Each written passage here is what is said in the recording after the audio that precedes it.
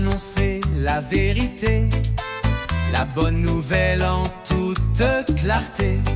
Voilà ainsi décrit la sagesse qui a conduit au choix des prénoms Vicentia, Parfaite, Tarabé. Ce sont là les prénoms que porte le temple dans lequel je suis. Elle entama ses études. La souffrance et les peines se présentaient sous des tableaux multiples et multiformes. Puisque le couple avait déjà ses propres enfants naturels et déjà la ségrégation était manifeste. La galère, la misère s'étaient instaurées dans sa vie. Nous n'allons pas ici remuer le couteau dans la plaie. La misère était son lot quotidien. À vous qui racontez des âneries, je dis, si seulement vous saviez toute la souffrance qu'a enduré cet enfant, la sagesse recommande que vous vous taisiez.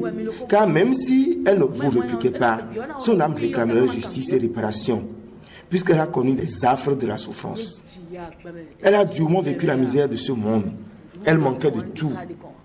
Elle ne trouvait même pas à manger. Elle était la dernière à se coucher, la première à se lever du lit. Elle a connu les pires souffrances et humiliations de ce monde, des choses qu'on ne saurait évoquer ici. Sinon, vous fondriez tous en larmes. Il a été donc décidé qu'elle commence les études. En cette époque-là, avant d'être admis à l'école, il fallait passer la main par-dessus sa tête et réussir à toucher son oreille du côté de la tempe opposée au bras. Si ta main arrivait à toucher ton oreille, tu pouvais être admis à commencer les études. Malheureusement, elle était de taille très courte, si bien que sa main n'a pu toucher l'autre oreille. Comme son père adoptif était instituteur, il a négocié un arrangement de sorte que l'on l'admette en cours en tant qu'auditrice libre. C'est ainsi qu'on désignait les enfants qui étaient dans de telles conditions en cette époque-là. Elle commença alors les cours initiatiques. Celle qui était considérée comme auditrice libre fut classée la première de sa classe à l'âge de 3 ans et demi. C'est ainsi que ses études ont démarré. Elle était une élève brillante et assidue. Quels que soient les examens auxquels elle participait, elle s'en sortait au rang de la première. Mais elle était souvent alitée car l'ennemi l'a déjà vue. Le diable a vu qu'il y a une grâce particulière qui sera dispensée à travers son être.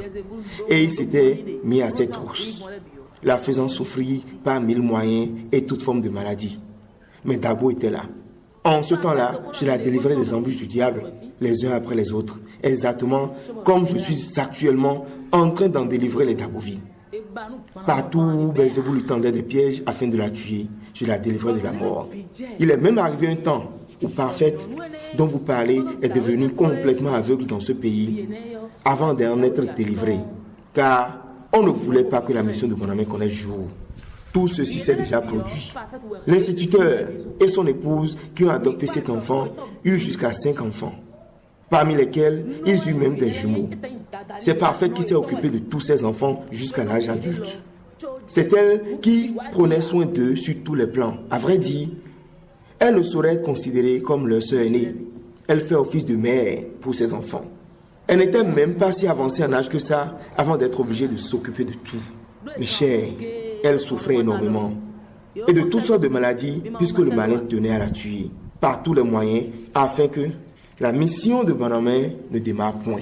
Ils avaient vu ce qui devait se passer dans l'avenir. Vous l'avez vu, n'est-ce pas? De la même manière, ils ont déjà vu le destin de celle qui devait être la représentante de la Vierge Marie qu'on appelle Nicole. Et la saga des maladies déferlait à flot sur elle aussi. Elle a beaucoup souffert. Les deux petites filles, Nicole et Parfaite, eurent pratiquement le même cheminement. Parfaite est passée par Bembereke et Nicole aussi est passée par Bembereke. Parfaite a été de passage à Cotonou et Nicole aussi était de passage à Cotonou. Elle était à Porte-Nouveau et Nicole aussi était à Porte-Nouveau. Et chose étrange, elles souffraient des mêmes maladies dans les mêmes milieux où elles étaient passées. Le diable a tenté de les abattre par tous les moyens sans pouvoir arriver à ses fins, car j'étais présent. Moi d'abord, le Dieu vivant, j'étais en Parfaite depuis lors, observant sans maudire. Je regardais jusqu'à quelle limite l'homme pouvait être têtu et intrépide dans sa méchanceté. La bonne nouvelle en toute clarté, catéchiser les âmes, ouvrir les yeux, le souffle du Saint-Esprit nous rend audacieux.